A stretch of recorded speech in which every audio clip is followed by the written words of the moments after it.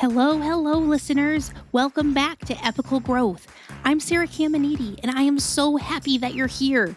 If you're new to Epical Growth, this is a podcast where we dive into transformative stories and insightful conversations with leaders from all industries. And today, I am thrilled to be joined by Cheryl Spriggs. Cheryl's the manager of Premier Support at Zapier. Cheryl's had an incredible journey from navigating startups to thriving in a remote-first environment. She's going to share her thoughts on leadership, overcoming imposter syndrome, and how embracing neurodiversity has impacted her leadership style. Stay tuned for a conversation filled with powerful lessons on empowerment, growth, and finding confidence in the face of challenges. And before we dive into this episode, did you know that you're listening to one of the last 5 episodes of Season 1 of Epical Growth? It has been such an amazing journey, and I want to thank you for being part of it. We're already gearing up for next season. It's going to be coming around Q2 of 2025. There's going to be some exciting changes, and I am really excited to share them with you. The best way to be the first ones to know is to follow me on LinkedIn. You can easily find me by searching for Sarah Caminiti. You can also find me in the Elevate CX Slack community if you have any questions or comments or you just want to say hi. Stay tuned, and let's finish this season strong. Hi, I'm Cheryl Spriggs. I am based in Denver, Colorado. So happy to be here today.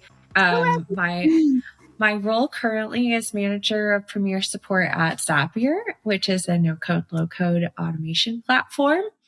And I've been there for just over 3 years now, which is super exciting.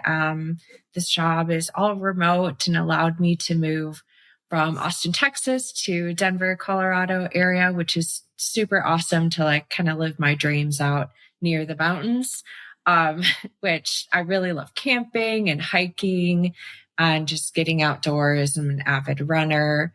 I picked up skiing this winter, which is super cool. So I'm just fully immersed into living that Colorado lifestyle, which is super cool. But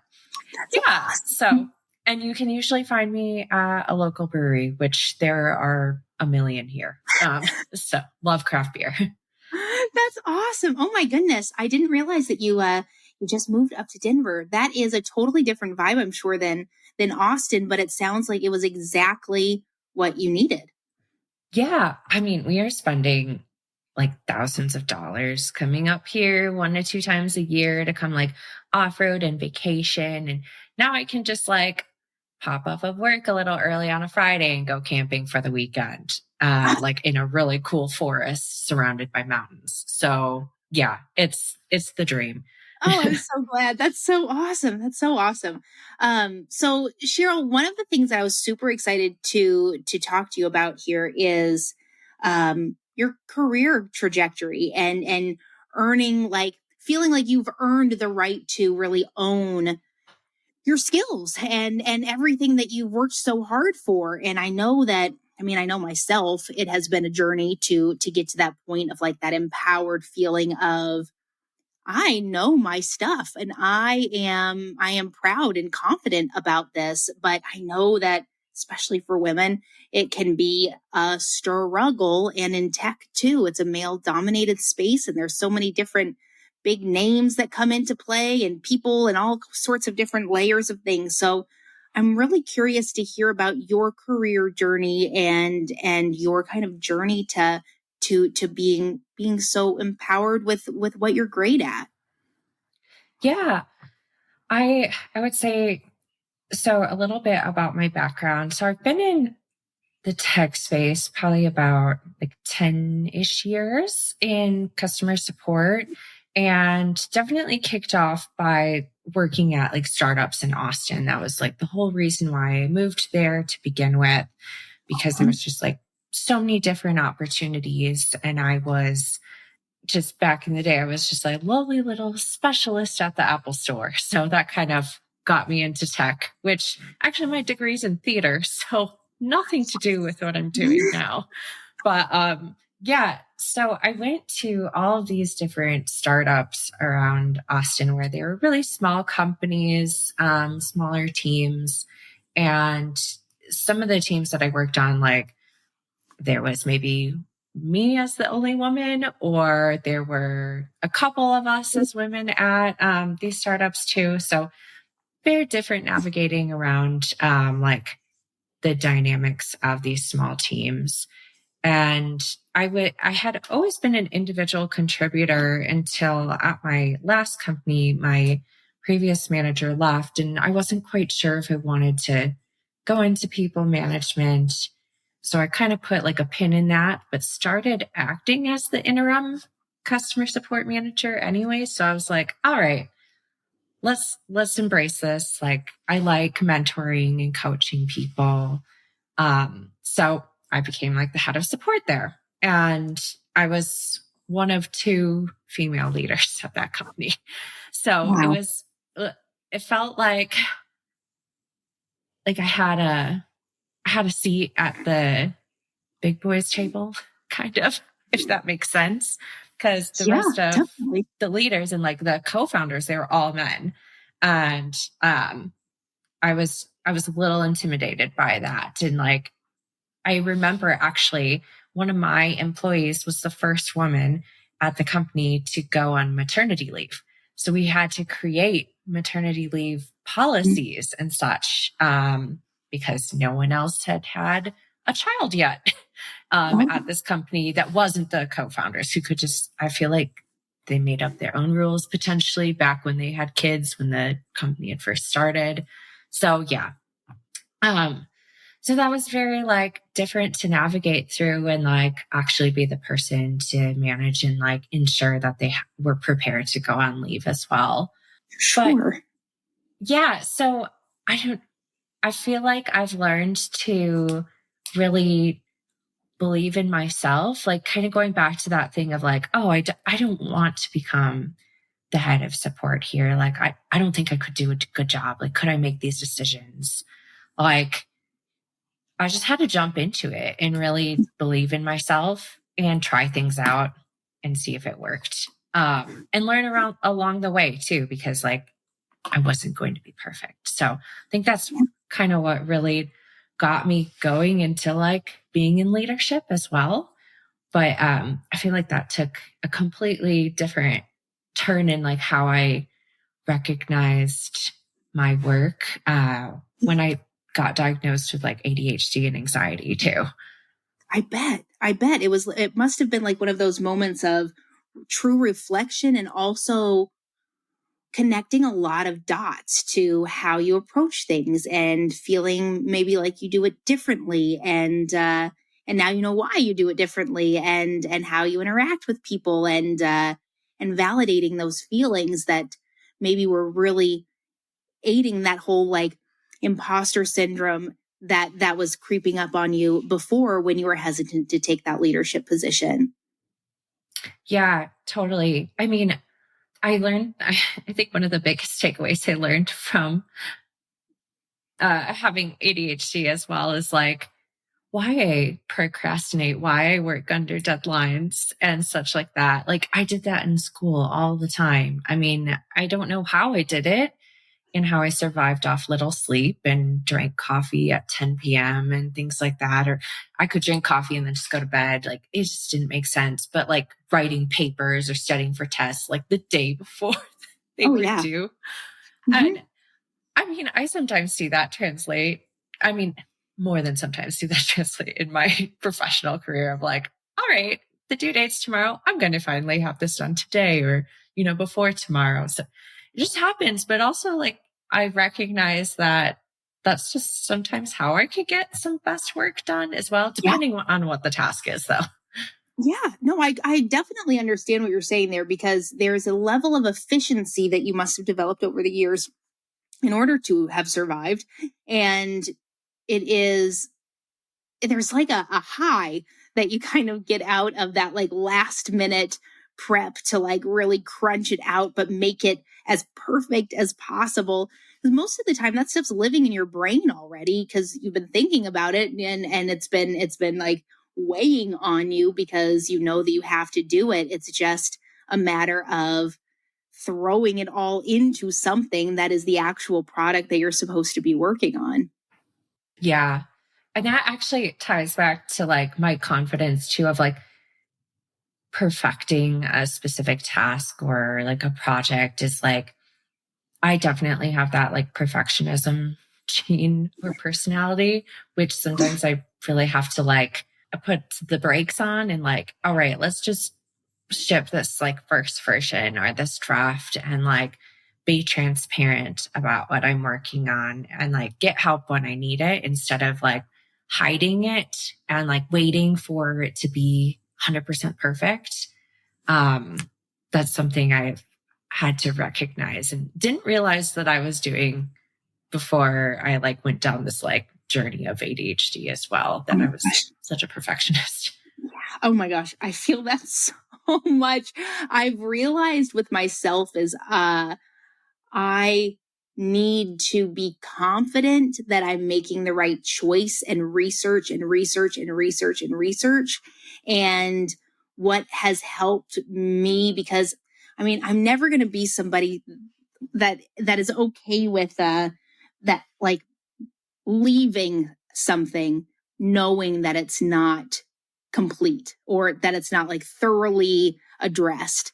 And what has helped me has been having, just like you said, having that first iteration, that first draft go out, but then it's already a planned thing to move into the next round. Or you take like a 2-week break and work on a couple of low hanging fruit things, but you already have the plan to get another 6 weeks of time to really look into this other section that you discovered when you were digging into it. So acknowledging that this is phase 1, using that as an opportunity to like learn from phase 1, and then still give yourself that space and time and allowance, or your team that space, time, and allowance to really commit to doing it well the first time. Totally. Like, I think some of the pieces that come from that are like, do I actually have this knowledge, or can I actually do this? Like that real feeling of imposter syndrome. 'Cause I think it creeps up any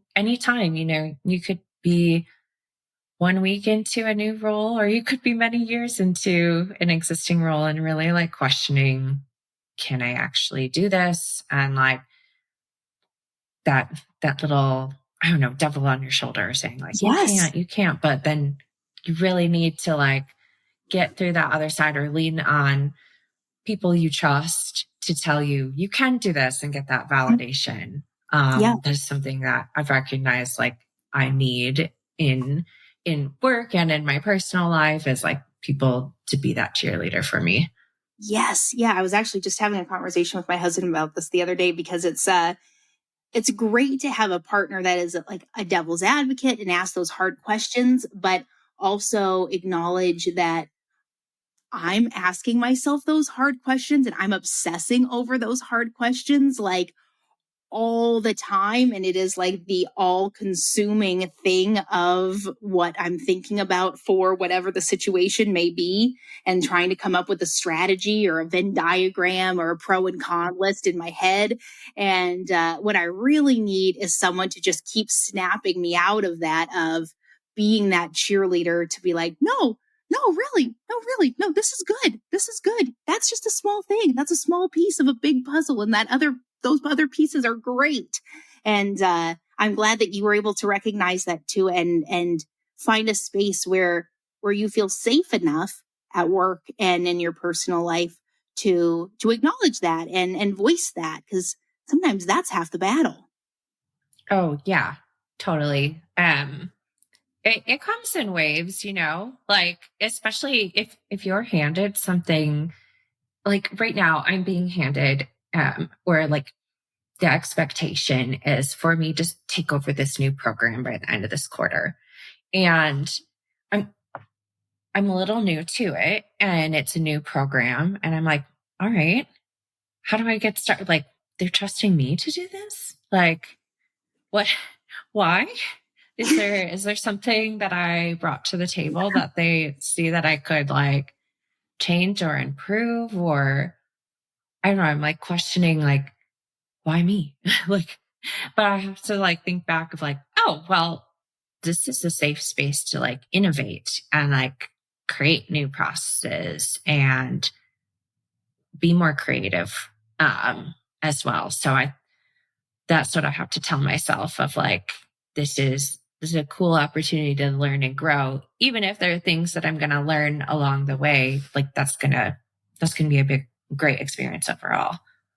Yeah, congratulations. That's fantastic that they're trusting you with this new project and reminding yourself that they saw something that made them say, like, without a doubt, we know that Cheryl is capable of this, because when you work in a company that's as large, especially as the one that you work for, there are plenty of people that I'm sure that they considered or thought about or could have given this to, but they picked you, and that's very validating, and that's really exciting and a proud thing for you to kind of just sit with for a second. So that's awesome. I'm so happy for you.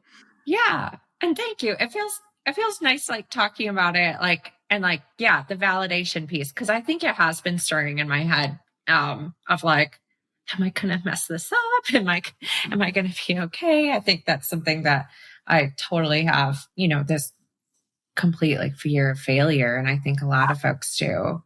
And giving people the space to make mistakes is like something I really treasure, like working with others and relationships too. Like, nothing's ever going to be perfect. Definitely. Do you find yourself being more of a, you create these incredible spaces for the people that are around you, and then you don't allow yourself to enjoy them? Like, 100%. Yes. I have a really good example of this that just happened recently. That I just I did not give myself the grace that I thought, like, that I would actually give someone else. Like, I did not put myself in like someone else's shoes. So one of the things about working at a global company is that they're just like, time zones are my biggest enemy. Like, yes. I cannot figure out time zones for the life of me. I don't think I have. Like, I don't know. So anyways, I was putting on an event actually for the Empower Employee Resource Group that I'm a part of, that probably talk about later. And this is like our Women of Zapier Employee Resource Group. And I scheduled this event with like an external speaker, like a coach, a coaching session. And I had the event in Google Calendar. I was promoting it, all these things with my other committee leads. And we're all trying to get on the Zoom link or the attendance link. And we're like, why can't we join? Turns out I scheduled it for the wrong time. I scheduled it for like 3 p.m. Mountain. And I go back to the original messaging with like the facilitator, and it was like 4 p.m. Pacific. And I was like, oh, that is 5 p.m. Mountain, not 3 p.m. Mountain time. And I just absolutely was so angry at myself. I was like, how could you do this? How could you let down these people? Like, I was really excited. We have like, many people in attendance, and, it was just something. And a colleague of mine was like, it's totally okay. Like, mistakes happen. It's totally human. But like, would you like give yourself the same grace you would if, like, what if one of your team members was scheduling this meeting and it was at a completely different time? Like, would you be reprimanding them like you are yourself? I'm like, no, I would not be. I'd be like, mistakes happen. Yeah. But I was totally taking it down on myself because I'm my worst critic, Yeah. Oh, that was such a perfect example. And holy cow, do I feel you with the time zone stuff. I do not know how to operate understanding all of the time zones. And that is just a thing that exists to torment me, I swear. I would have probably done the exact same thing and scheduled it at the wrong time. And I'm sure most of the people that were in attendance have scheduled things at the wrong time at some point, and they didn't bat an eye. But I feel ya. I feel you. I'm sure it was something that you beat yourself up about for a long time. And then finally, I hope you were able to see that in the grand scheme of things, it is what it is. It's done. Yeah. It's how you decide to move forward, but then also like maybe you put in place like some sort of preventative measure or policy for future events where you have like a triple check on all of these things before you send things out. And it's those things that you never think are going to end up causing a ripple in what you're trying to do that force you to make policies and procedures and have those conversations. But those conversations sometimes turn out to be really cool when those mistakes happen, because you're able to be really analytical and understand the root cause, which usually has nothing to do with you. I mean, just life, humans. Mm-hmm. Oh, totally. Yeah. Yeah, so we'll see how the next event plans out, but there will be triple checking in time zones, and I think it's like worldtimebuddy.com. I pull up all the time to be scheduling things with my, I'm like, what city are you in? And like trying to match up the times. That website is a gem. I need to find that website. Usually I Google, what time is it in Madrid right now? What time is it in blah, blah, blah right now? And then I end up going down a rabbit hole, trying to do like planning for like days in advance. And then I just end up getting really confused and just asking them to give me a difference in times by hours between me and them. And I'll just keep going. It's just terrible. Don't even get me started on like someone trying to say time in UTC. I'm like, no, just give me Eastern or something. Like, I don't know. Yeah. Once you start throwing those three letters after it that are not EST, MST, or PST, I'm gone. Right. Totally gone. Same. At least we're not alone. Now, you touched upon this a little bit earlier, and it was something that I really loved that you said, and I wanted to ask you about it. But when you worked in startups, when many of us have spent time in startups, you do have to create policies and really like impactful policies when they just show up, like a maternity leave, and how that must have been for you as a woman who was in a leadership position there now, and it was a new. I mean, you sound like you've been there for years and years and years and years and years in a leadership position, and if it was a male dominated space as well, like. How was it having to have those kind of truly like intense discussions about the realities of maternity leave and the policies and what that says about the company with men? Yeah. So I think one of the biggest things that I saw was actually the return to work. And this was before COVID, so we were not a remote company. We could work remote from home, like, when it made sense, things like that. But it was definitely like a come to the office type of workplace. And my employee wanted to come back part-time and remote. And so there was just like this lack of trust from the leaders, like the male leadership.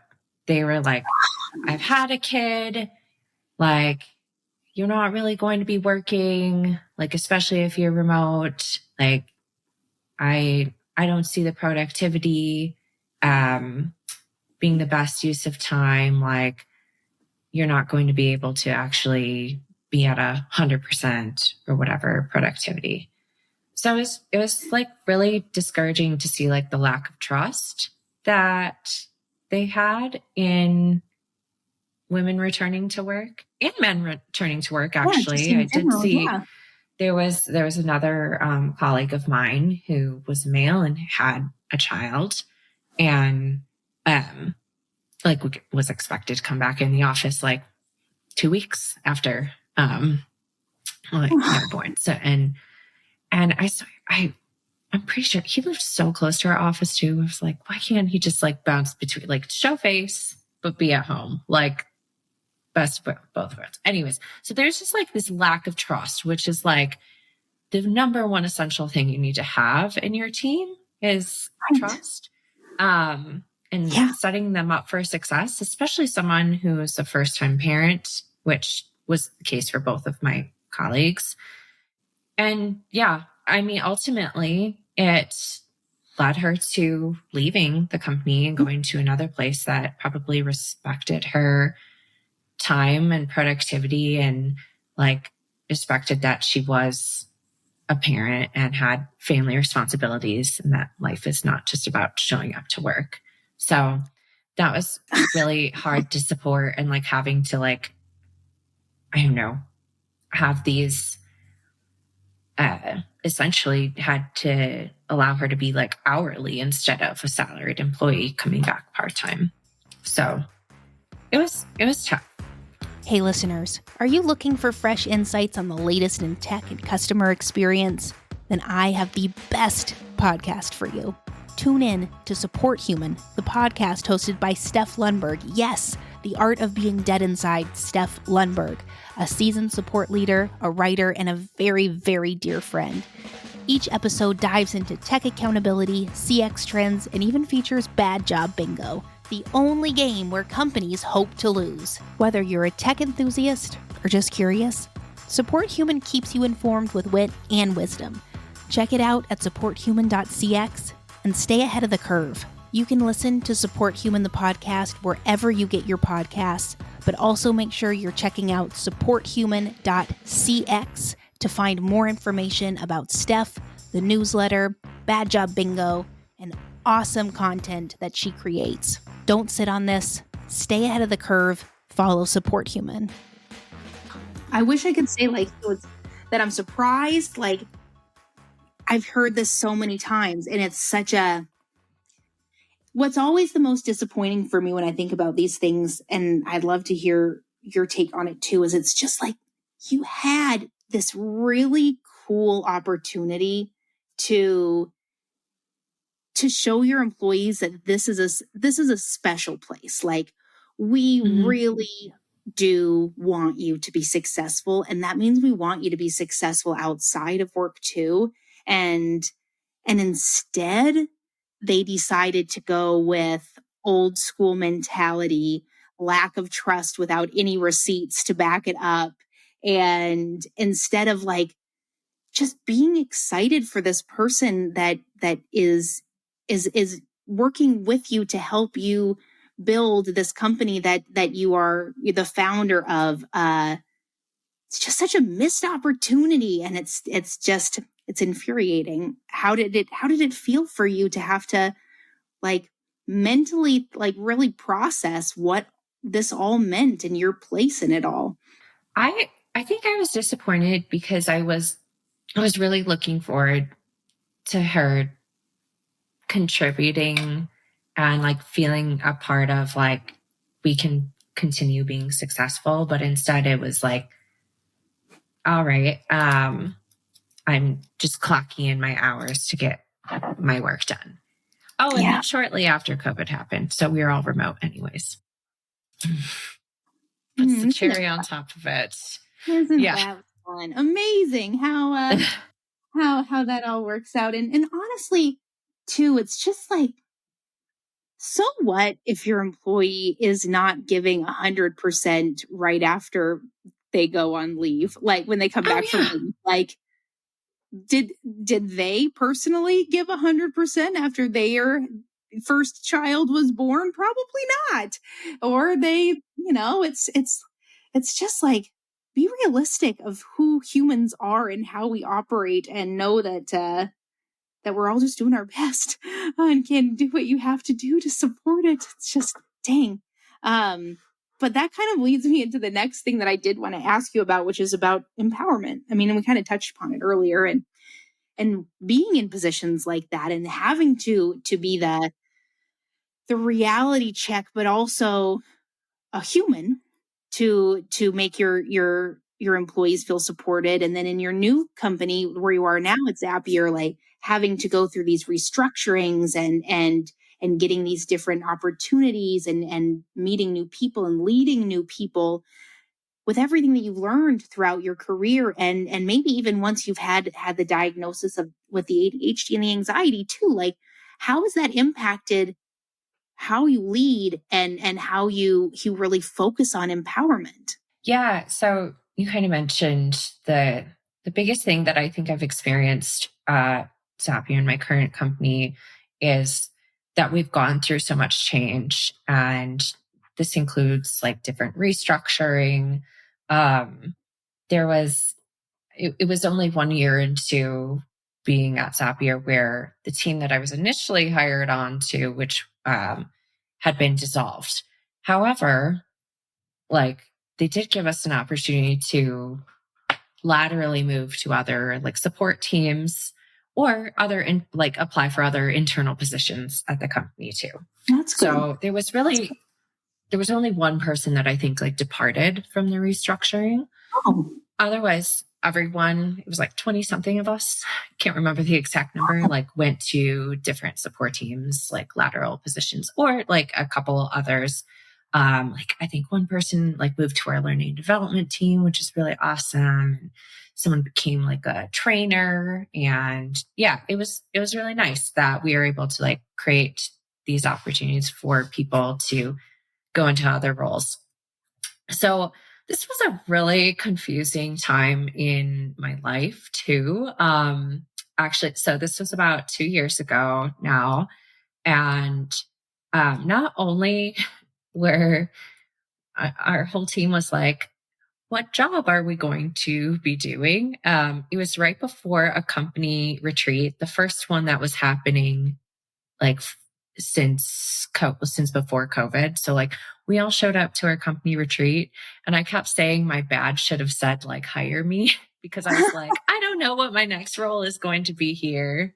And also something I was personally going through was I was making the move to Colorado. So not oh only wow. I didn't know what my job was going to be, for like a month, I also was like moving states. So there was just like, I had no stability whatsoever.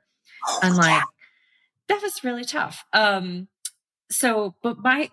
one of the first things that I was just focusing on was like ensuring my team members were able to find their next new role, whether that was like a lateral move or that they were applying for other internal positions that were open. That was like the number one important thing to me. And I was like, I'll figure out where I go. I don't know. Um, even though that was kind of stressful too. But so I think the piece that I was really fighting for my team and empowering them to like make these decisions based on like what was best for their career development too. And one of the things that happened with a team member of mine, she was going to be applying for Premier Support. That's the team I'm now on. That's where I landed. But everyone was a level above than what she was. So they were just offering her to laterally move, but the entire rest of the team was operating at like this level 3 essentially.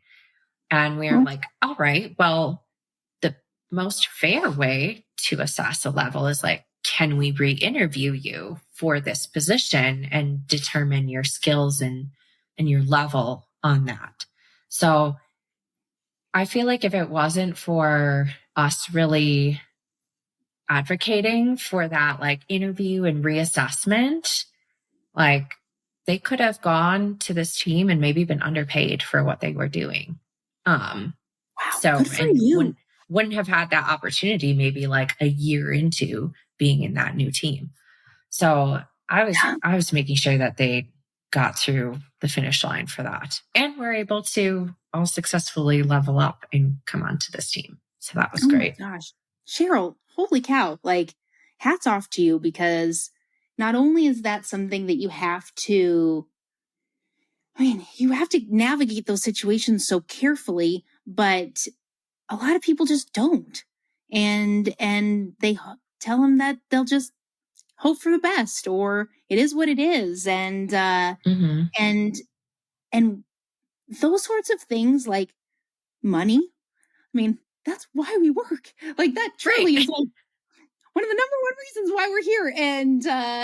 And it's such a bummer when leadership doesn't recognize that, like, this has to happen this way. You have to pay people equally if they are doing the same job.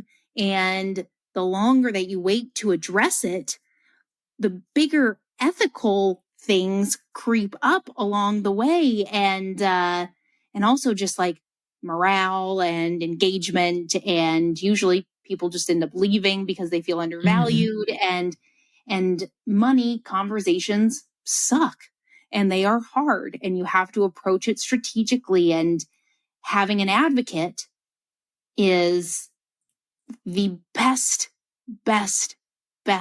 thing that any employee can have going into those conversations, because they know that they're not alone in their feelings of their worth. You are telling them you are worthy of this, you are capable of this, and you deserve this. And I feel like that has so much weight, and that kind of like lives with you then for a while. Oh yeah, definitely. And like, I was really fortunate that this individual like got to stay with me through this move too. And she was probably the person that I managed the longest at any company. Really? And that's so cool. Yeah, and recently just moved to a different team. Like, great career progression for her. So that was really awesome. I loved like the relationship we had and the rapport we built. But like, that's like one awesome relationship I've had. But I've also like had a lot of other individuals I've managed, like maybe for a short period of time or a longer period of time. But it is pretty crazy. I think I've probably managed around like 20 different people in the span of just 3 years. And myself have had like 5 different managers too in 3 years. So it's like a lot of change. And like, I mean, there's only so many months in those 3 years. Like, it takes, I don't know, a good 2 to 3 months to really build some rapport with a new person, whether that's your new manager or someone you're managing. And like, it's super crucial to like get to know them during that time period and really understand what they want so you can help them be successful as well. And so like that one individual who, you know, we had a really great conversation at the beginning of this year and was like, hey, I think you're kind of at your limit in this current role. Like, what do you want to start thinking about, like, outside of this role? Like, what is your dream job? Does that exist here? Could it exist here? Could it exist elsewhere? Like, really thinking outside the box there and like how to use her skills and her strengths. So I've loved seeing, like, especially the women I've managed to like really blossom and grow and like go to these different roles and departments. And it's been really awesome to see that growth. Dang, I feel like so much of that has to do with you, Cheryl. I mean, it is hard to find a true leader that is your advocate and is your cheerleader and acknowledges when there are opportunities for you to grow outside of where you are, and into different areas, or if they bring something up, giving them the tools that they need to explore and question and determine if it's right for them. Like, that doesn't happen very often. And the fact that you're giving all of these people in so many different levels of change around you stability and hope for what leaders could be, then like when it's their turn, if they decide to go into a path that is a leadership path, you've set such a great example for them because they know that it's possible and they felt your warmth and your care and your concern and your appreciation along the way. So that's awesome. Oh, well, thank you so much. Yeah. And I hope those are the conversations I can still have and like, you know, really advocate for my team too, who like, some of them are, have been like, we have similar situations and can relate that way. And that's why I think we've had like really good rapport as well. Like people feel confident that they can come to me with like their specific struggles, especially if they are neurodivergent too. Like I can relate to that and be able to like come, like approach their situation or the like blocker that they have from that perspective as well. Which is, I think, been truly like a gift that I've been able to like recognize those specific pieces too. Cause even if one of my team members is neurodivergent as well, we're on completely different journeys or pathways that like maybe we're diagnosed at different times in our lives and are still trying to recognize what are the pieces that really make us tick. Yeah. Yeah. And I love that you said that they feel confident enough to come to you for these things, but also they feel safe enough to come to you for these things. And confidence, I think, comes from a solid foundation and having those conversations about neurodiversity and your brain needing something different is such a vulnerable thing to do. And I'm just really happy that you are someone that decided to trust yourself and dive into this leadership space, because it's obvious that you are providing a really incredible value to these people throughout their career journeys and lives. So that's great. Yeah. It's very rewarding, and I'm super glad that like I can help people through like their accomplishments and their battles too. So that's been really great. And that's what feels like I think one of the best things a manager asked me is like, at the end of the week, like, what is the one thing that you just really enjoy? What's like the best thing you love about your job? And this is still true. Like my one-on-ones with my team members are what I love the most. Like hearing about what's going well for them, like them being able to bring up the most important topics to work through, like their why I want to keep working and ensure that they are set up for success. So I love it. And now you're doing this with a group of people. You're the ERG program that you're a part of at Zapier as well. So you're able to spread this sort of like leadership mentality even farther from your direct team. Yeah, that's been really exciting. So I kind of mentioned earlier too, our Empower ERG for women and allies at Zapier. I had been a member, I guess most of the time that I had been at Zapier, and at the end of last year, they had like applications open for committee members, or like committee leaders. And so I was like, I like being involved with this group and I'd love to connect with more people across than just support.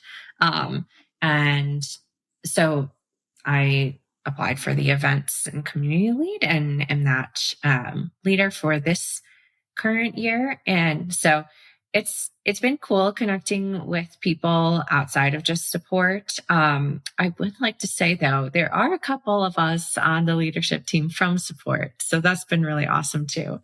And also like the async discussions have been good. It's been really cool to coordinate with our other ERGs at Zapier as well. We have Prism, which is our LGBTQ plus ERG, and then BIPOC, which is which actually right now I'm collaborating with both the events lead to have this like intersectional event for all of our ERGs that kind of touches on like each different group. I think it's been really cool to be a part of this like great diverse melting pot at my company, which is also like a huge difference in why I wanted to be at the company I'm at right now, is because I worked with these small startups. They were 30 people, we're less, all based in Austin, essentially, and it's primarily white men. And now I work with a company of like 800, 900 people, I think, and we're across 40 different countries, which is awesome. That's So awesome. yeah, I love being able to meet a lot of people from different places. And while we are remote, like I think that's why one of my favorite things of like being involved in ERGs is because I get to connect with other folks that aren't on my team that are across the globe as well in different departments, because otherwise sometimes you stay in your own little bubble in your own silo. Yeah, and it's an easy trap to fall into, and the diversity aspect of things, I feel like for support, that is such a crucial component to be in a space that is inclusive, and to be in a space where you're talking to folks from all different backgrounds and places, because your customers are probably also coming from all different walks of life and locations and time zones and languages, and you need to embrace that because that's the reality. Yes. Yeah. So actually our support department has really, I mentioned we've gone through a lot of restructures, org changes, things like that. And also just like bigger changes too. We implemented live chat. We started utilizing more of, like a schedule and a workforce management tool that really kind of drilled down our specific business needs and queue time. And so these were massive changes that like didn't just happen overnight. And so one of the things that we kind of felt a little disconnected on was like having like these core principles for our support department. So actually as like an entire department, we came up with our principles and our vision together, and they like have just only been solidified like in the last month. So that's been nice to have something to rally around. And actually, so one of those is like one of our principles is be human.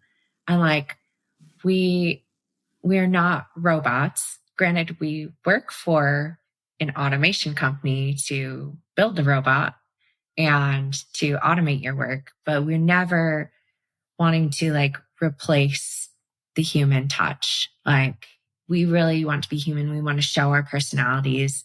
We want to connect with our customers from all around the world as well. And like, I think one of the best things that did happen for our support department is having this live chat channel where we can even be more human. We can be more conversational. We can, ask how people's days are going. We can meet their level. I've seen wonderful conversations where gifts are like passed back and forth. Like that is being human and connecting with our customers and like seeing the real like resolution in time has been like awesome to see happen and see how our customers are happy too. Yeah, and what like an obvious value add that has to the customer experience. Like you are able to see real time what is going on with the customer's, trajectory, and how they started with the conversation confused, and by just having a regular conversation with someone to connect with them and meet them where they are, it has such a profound impact in how they perceive the company, but also just in general. I mean, there's nothing but positive things that can come out of those kind of conversations. And it sounds like you're really in a space that embraces that and recognizes, yeah, AI is here. Yeah, automation is a great thing. And it is a great thing because it makes you as a human do what you need to do better, which is important. One of the last things though that Cheryl, I did want to ask you is, like, you've gone through so many incredible things that you are doing and working on and involved in, and the journey that you've been on, and I think that it's always important to kind of recognize how big these things are that you are a part of. Like they're time consuming, they're brain consuming too, and you've got a life outside of work. And so how are you navigating committees and your involvement in support driven and the leadership aspect of things? Like how do you navigate that in just a regular day? This is probably one of the hardest things because there is no perfect solution to the madness in my brain. And I think like each week is quite different. And I've really seen that recently. Like I've had weeks where I can't cope with it. And it's, I'm breaking down crying and things like that. And I'm like very stressed out. And then there's some weeks where I'm like, I am so on top of it. Like, what's next? Like, I have some downtime. Like, so, and then there's the in the middle where I'm just like busy, busy, busy, busy. But yeah, I think one of the things that I am really working on is like taking pressure off myself. Yes. Because I think pressure in like a pressure cooker, like if I keep putting all this pressure on me, I'm going to like just explode. And that's what happens. So like giving myself more of a space to like make mistakes, and also recognizing that, like my whole fear of failure, like if something is a failure, something doesn't go the way I hypothesized, maybe not seeing that as a failure and seeing that as like, this was just the outcome, but it was still a success in the way that like it happened. And now you get to learn from it. So like shifting that mindset, but I can't do it alone. And that's something that I really need the support from my peers, from my leaders, from my personal life, like my husband. Like I need that support and that valid, like that constant reminder of like, even if something doesn't work out, it's not like a complete failure. It's not a mess up. I have to tell myself constantly, I don't work in healthcare and I'm not a brain surgeon. Like, first of all, I can't deal with blood. Like I work in tech, I work with automation and workflows that really do power people's businesses and can make things, make or break. However, I'm not a brain surgeon, which I'm sorry to all you brain surgeons out there. Oh, I mean, but you're also you're one person. You are part of the package. It is not all on your shoulders. And you're right. I mean, we are our own worst enemy in so many ways, and putting that pressure and responsibility of the success of others, which is kind of part of support in itself, but on such like a deeper level where really can take over, but recognizing it and using it as a tool rather than a detriment to your success. I think also like one of the things that I also am trying to recognize more too is that because I'm a leader and because I'm in support, I just have this huge, like empathetic heart, and I can't always, have that bursting at the seam. Like I'll need to look at some things like realistically and just have realistic expectations as well. And like, I can't do it all. As someone who has empathy, I'm like, I want to be there for you. I want to do this, but if I'm not taking care of myself too, like it's not going to be beneficial. Yes. Oh my gosh. 1,000%. And just acknowledging it is truly like leaps and bounds from where so many others are. And having it just in the back of your mind, I'm sure has made a huge impact on just life. Yes. So Cheryl, I do like to end. Unfortunately, we are getting to the end of it, and I hate it because it's been such a lovely conversation, and I want to keep going. But it's been amazing.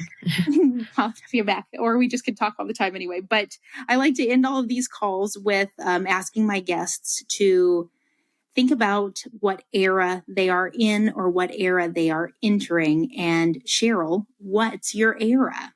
Yeah, I think actually a lot of things that I've talked about today have really, and like the more recognizable things that I'm sharing and pinpointing are like, it comes down to self-care. Like that's what I'm really trying to enter more of, and like giving myself grace, giving myself time off, like to not have to be productive all the time, to have rest and downtime. So yeah, self-care, stepping away, like disconnecting from what is stressing me out, going for that run or going out into the mountains, things like that, like something that is just going to like revitalize my soul and like have that form of self-care. Yes. What an awesome, awesome, awesome era to be entering, and well-deserved. And it's going to probably just hopefully trickle into every era that you enter for the rest of your life, because you're creating those resources and foundations for it. But dang, yeah, I am excited for you to be able to just like be and not have to always have a purpose in every single action that you make. It's a personal problem for myself that my therapist is trying to help me work through. So I feel you completely. But that's so awesome. I'm excited for you. Yeah.